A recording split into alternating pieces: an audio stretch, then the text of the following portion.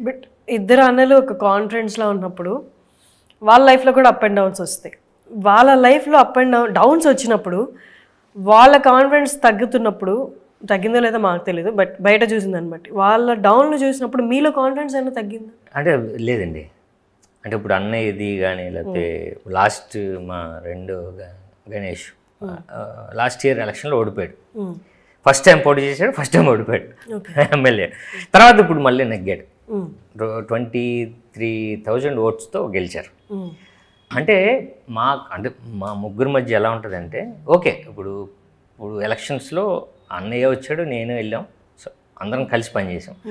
ఇప్పుడు అన్నయ్య విషయంలో ఏంటంటే అన్నయ్య అప్ అండ్ డౌన్స్ ఉన్నాయి. బట్ ఆయనకి సపోర్టివ్గా ఉండడం అంటే ఏముండదండి, ఆయన సపోర్టు ఎప్పుడు కూడా. సో పెద్దగా ఏముండదు. బట్ గణేష్కి ఎలా ఉంటుందంటే కొంచెం చాలా అంటే ఒకసారి ఓడిపోయినా సరే మళ్ళీ నెగ్గాలని ఇంకో 5 years దాని మీద పనిచేయడం అంటే జోక్ కాదు. సో ఎవరి కాన్ఫిడెన్స్ లెవెల్స్ వాళ్ళకు ఉన్నాయండి. అంటే ఇంకోటి ఏంటంటే ఇంకొకరు సపోర్ట్ కావాలి, ఇంకొకరి దగ్గర నుంచి మనకి ఇది కావాలి అన్నది ఎప్పుడు ఎక్స్పెక్ట్ చేయను. నేనైతే ఎక్స్పెక్ట్ చేయను, అన్నయ్య కానీ ఎవరు ఎక్స్పెక్ట్ చేయను. బట్ ఫ్యామిలీ ఉంది కాబట్టి అదే ఇంకా కాన్ఫిడెన్స్ లెవెల్కి అదే, అంటే కొంచెం మనకు సపోర్టు దొరికేది మాత్రం అదే. సో అప్ అండ్ డౌన్స్ అనేవి కామను అన్నది ఫిక్స్ అయ్యాం మేము లైఫ్లో, అంతే. అది రియలైజ్ అది రియలైజ్ కామన్. లేకపోతే ఇన్ని ఇయర్స్ నేను కూడా అంటే ఇంత గ్యాప్, ఇన్ని ఇయర్స్ నేను దాని మీద ఉండలేను. మనకు వస్తుంది అన్నది నాకు పెట్టుకున్నాను, అంతే. వస్తుంది, రాదని థాట్ ఉండదు, వస్తుంది. అది ఎప్పుడు అన్నది కూడా వద్దు, వస్తుంది, అంతే. వస్తుంది, మనం పని చేద్దాం, అదే మేనిఫెస్టేషన్, అంతే కదండి. మనం పని చేద్దాం, పని చేయకపోతే రాదు కదా, మనం పని చేద్దాం, వస్తుంది. ఓకే. మీ విషయంలో ఇందాక అడిగినట్టు ఎవరు నెక్స్ట్ ఏంటి అని అడుగుతున్నప్పుడు ఎలా మీరు కట్ చేశారు, అలాగే లైగర్ విషయం వచ్చినప్పుడు ఆయన ఇన్స్పిరేషన్గా తీసుకున్న చాలామంది అప్కమింగ్ డైరెక్టర్స్ కానీ ఆల్రెడీ ఉన్న డైరెక్టర్స్ కానీ వాళ్ళందరూ ఫేస్బుక్కి వెళ్ళిపోయి డైరెక్ట్గా ఏమైంది నీకు అన్న మాటలు అయితే మాట్లాడారు. అంటే చూసే వాళ్ళందరికీ కూడా ఆడియన్స్కి కొంచెం ఇబ్బందిగా అనిపించింది. ఓకే, ఒక ఫ్లాప్ ఓకే, ఫేస్బుక్ దాకా వచ్చేసి పబ్లిక్గా ఆయన ఇన్స్పైరింగ్గా తీసుకున్న వాళ్ళు, ఇన్స్పిరేషన్గా తీసుకున్న వాళ్ళే ఎందుకు ఇలా అయిపోయావు అన్న క్వశ్చన్స్ వచ్చి, అప్పుడు మీరు ఇంట్లోనే ఉంటారు కాబట్టి ఫ్యామిలీ కాబట్టి ఆయన ఎలా డీల్ చేశారు అసలు అవంతా? ఒకసారి ఫ్లాప్ అయితే మళ్ళీ సినిమాతోటే ఆయన సమాధానం చెప్తారు ఎప్పుడు కూడా. దీనికి ముందు ఇస్మార్ట్ శంకర్ కానీ, దానికి ముందు టెంపర్ కానీ, దానికి ముందు పోక్రీ కానీ, అవన్నీ పోక్రీకి ముందన్నీ గ్యాప్, టెంపర్కి ముందు గ్యాప్. సో సినిమానే మళ్ళీ సినిమా మాట్లాడుతుంది. అప్పటి వరకు ఆయన మాట్లాడడం కానీ ఏది చేయరు, మళ్ళీ సినిమా రాసుకుంటారు, మళ్ళీ సినిమా. సో సినిమాతోటే సమాధానం చెప్పగలదండి. ఇలా ఇప్పుడు నిజంగా ఫ్యాన్స్ అప్సెట్ అవుతారు, వాళ్ళకి ఏం సమాధానం చెప్తాం? మళ్ళీ సినిమానే సమాధానం చెప్పాలి. వాళ్ళని హ్యాపీగా ఉంచాలంటే సినిమానే మాట్లాడాలి. మనం ఎంత మాట్లాడినా అది వేస్ట్. కమింగ్ టు వెయ్యి దరువై, ఇన్ని రోజులు షూట్ చేశారు, ఎప్పుడు షూట్ చేశారు అసలు మాకు తెలియకుండా డైరెక్ట్ సినిమాతో వచ్చేసి ఇదిగో 15th రిలీజ్ అంటున్నారు. ఒకసారి ఈ సినిమా గురించి చెప్పండి. 34 daysలో చేశారండి డైరెక్ట్. అవును. ఎప్పుడు స్టార్ట్ చేశారు అసలు? లాస్ట్ ఇయర్ స్టార్ట్ చేశాను. ఓకే. 34 daysలో ఫినిష్ అయిపోయింది.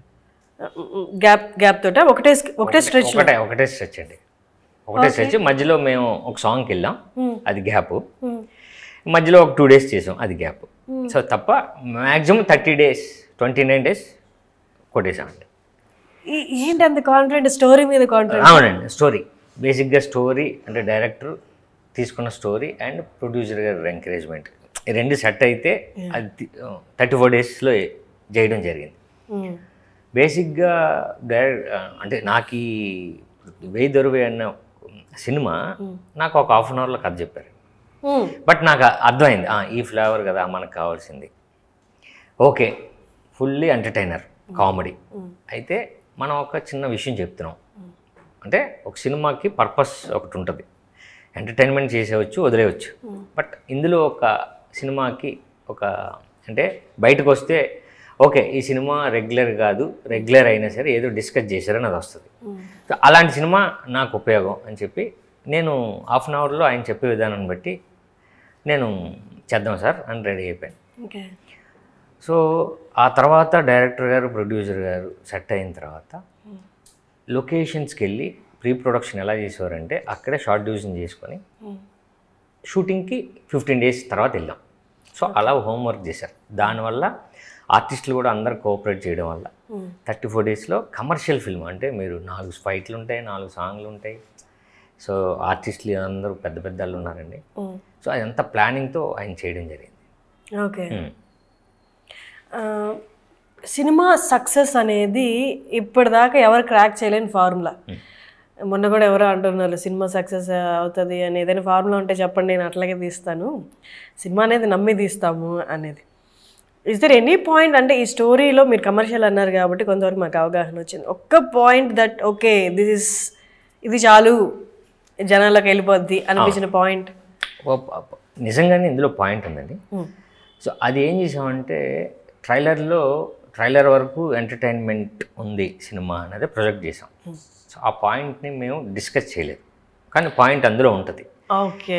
అయితే నాకు నచ్చింది ఏంటంటే బేసిక్గా ఒక ప్రాబ్లమ్ని ఇందులో డిస్కస్ చేస్తాం అనేది నాకు నచ్చితే, నాకు నచ్చింది ఇంకోటి ఏంటంటే out and out entertainment. So ఆ పాయింట్ని చాలా పెద్ద స్కేల్లో చెప్పచ్చు.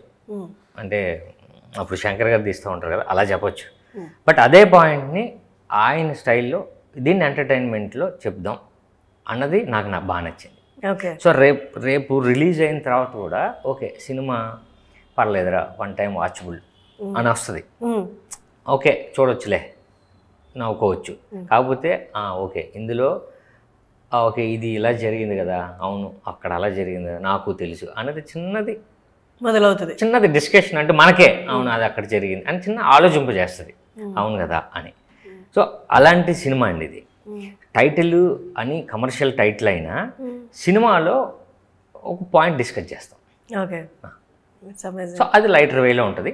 సినిమా కూడా ఓకే మనం చూడొచ్చు, సమ్మర్లో ఒక సినిమా చూద్దాంలే అని మాత్రం డిసప్పాయింట్ అయితే జరగదు. ఓకే, ఒకసారి చూడొచ్చు అని వస్తుంది. It's great. నార్మల్గా అందరికీ అంటే అవుట్ సైడ్ ఫిలిం ఇండస్ట్రీ వాళ్ళందరికీ ఏమనుకుంటారు అంటే యాక్టర్స్కి, హీరోలకి, ఎవరికైనా సినిమాలు ఉంటేనే డబ్బులు ఉంటాయి, సినిమాలు అయినప్పుడు వాళ్ళకి డబ్బులు ఉండవు, వాళ్ళు ఎవరో ఒకరిని అడుగుతారు, వాళ్ళ ఫ్యామిలీ మీద డిపెండ్ అవుతారు అని. మీరు మీ అన్న డబ్బులు అడిగారా? ఇప్పటికీ కూడా నాకు అన్నయ్య దగ్గర నుంచి సపోర్ట్ ఉంటుందండి, ఉంది. ఓకే. నాకు ఫ్యామిలీ సపోర్ట్ లేకపోతే అవ్వదు. ఇప్పుడు అన్నయ్య దగ్గర ఉన్నాయండి, మా అమ్మ, రెండో అన్న, మా ఫ్యామిలీ, ఇప్పుడు వైఫ్ సపోర్ట్ లేకుండా అసలు జరగదు. అది ఉంటుంది సపోర్ట్. అది ఏ విధంగా వస్తుంది అన్నది ఓకే అంతే కదండి. బట్ ఒక గ్యాప్లో సపోర్ట్ వస్తుంది, తీసుకోవాల్సిందే. లేకపోతే ఇప్పుడు నేనేదో అనుకున్నాను కదండి, దాంట్లో రీచ్ అవ్వాలని నేను. సో అది రీచ్ అవ్వాలంటే సపోర్ట్ తీసుకోవాల్సిందే. ఉంది సపోర్ట్ ఉంది. మీరు ఫిలిమ్స్ కాకుండా అపార్ట్ ఫ్రమ్ ఫిలిమ్స్ ఏమైనా చేస్తున్నారు? ఏది లేదండి ప్రజెంట్. ఫస్ట్ ఇది కొడదాం. ఫస్ట్ ఇది కొట్టిన తర్వాత మీరు అన్నట్టు ఏదో చేయాలి. ఓకే. బట్ నార్మలీ ఇండస్ట్రీలో ఉన్న వాళ్ళు ఏదో ఒక స్టాండర్డ్ బిజినెస్ స్టార్ట్ చేస్తారు, అలాంటి ఆలోచనలు ఉన్నాయా మీకు? అదేనండి. ఇప్పుడు మన దగ్గర కొంచెం డబ్బులు వస్తే ఇప్పుడు దానికి వెళ్ళచ్చు. ఇప్పుడు దానికి వెళ్ళాం అనుకోండి, ఈ పని ఆగిపోద్ది. ఓకే. 100% ఇప్పుడు దాకా సేవ్ చేయలేదంటారా? వచ్చిన ఖర్చు వెళ్ళిపోతుంది ఇంకే. అదే అంటున్నాను, ఈ దగ్గర డబ్బులు ఉన్నాయా లేదా అనేది cinema industry open secret. Okay. దీని ముందు సినిమా దాన్ని బట్టి అర్థమైపోద్ది ఎవరి దగ్గర ఎంత ఉంది, ఎవరి దగ్గర ఏంటి అనేది తెలుస్తూ. అంతే కదండి. పొలిటీషియన్స్ మనం చెప్పలేం, ఏదో ఇది ఉంది అక్కడ అది అనేది మనకి అది ప్రూవ్ అయితేనే చెప్పగలం తప్ప ఇది ప్రూవ్ అక్కర్లేదు. డైరెక్ట్ సినిమాలను బట్టి మనం చెప్పచ్చు. ఎగ్జాక్ట్లీ. అంతే కదా. So nice. మీతో మాట్లాడుతుంటే చాలా ఇంట్రెస్ట్, అంటే ఎవరు మాట్లాడరు ఇలాగా. అండ్ ఇంకొకటి, సత్యం రాజేష్ గారు, సునీల్ గారు, పెద్ద పెద్ద యాక్టర్స్ అందరూ కనిపిస్తారు. బట్ మీ అందరూ ఒకప్పుడు ఫ్రెండ్స్ కదా? చాలా అండి. అందుకే మనం 34 daysలో చేసాం. ఓకే. లేకపోతే చేయలేమండి. బట్ అందరూ అంటే మనం 10th తర్వాత ఇంటర్మీడియట్ తర్వాత డిగ్రీయో ఇంజనీరింగో అట్లా ఎలా అంచెలంచెలుగా ఎదుగుతారో మీరందరూ కూడా ఒక చిన్న ఆర్టిస్ట్గా, అంటే అందరూ చిన్న సినిమాలు, చిన్న ఆర్టిస్ట్, తర్వాత హిట్, తర్వాత బిజియెస్ట్ ఆర్టిస్ట్, ఈ సైకిల్ అంతా మీరు మాట్లాడుకుంటారా కలిసినప్పుడు? డెఫినెట్గా అండి. ఇప్పుడు సునీల్ గారు నేను చేస్తున్నప్పుడు ఆయన స్టార్. అప్పటికే ఆయన కమెడియన్గా పెద్ద స్టార్. ఆ తర్వాత ఆయన హీరో అయ్యి తర్వాత మళ్ళీ స్టార్ అయ్యారు. ఆ తర్వాత చిన్న గ్యాప్ అయినా సరే ఇప్పుడు మొత్తం ఇండియా అంతా తిరిగేస్తున్నారు. అమ్మో అవును. అవును కదండి. పుష్ప తర్వాత మొత్తం అసలు సత్యం రాజేష్ భయ్య నేనేంటంటే నేను అసిస్టెంట్ డైరెక్టర్గా ఉన్నప్పటి నుంచి నాకు బాగా పరిచయం. మీరు అంటే బంపర్ ఆఫర్ సినిమాలో ఎందుకే రమణమ్మ అంటే రమణమ్మ మా అమ్మ పేరు కదా, రమణమ్మ అన్న పేరు ఇచ్చింది సత్యం రాజేషే. అన్నయ్య అప్పుడు ఏదో పేరు అనుకున్నాడు, సీతక్కో సీతమ్మ ఏదో అనుకున్నాడు. లేదు సార్ మన అటువైపు వైజాగ్లో రమణమ్మ ఎక్కువ పేరు ఉంటుంది అంటే రమణమ్మ మార్చారు. సో అప్పటి నుంచి ట్రావెలింగ్ సత్యం రాజేష్. అదే అక్కడి నుంచే పుట్టింది ఆ పాట. ఎందుకే వర్డ్ మాత్రం ఆయన ఇచ్చింది. రమణమ్మ నా అమ్మ పేరు రమణమ్మ మార్చి అనేది సత్యం రాజేష్ ఇచ్చారు.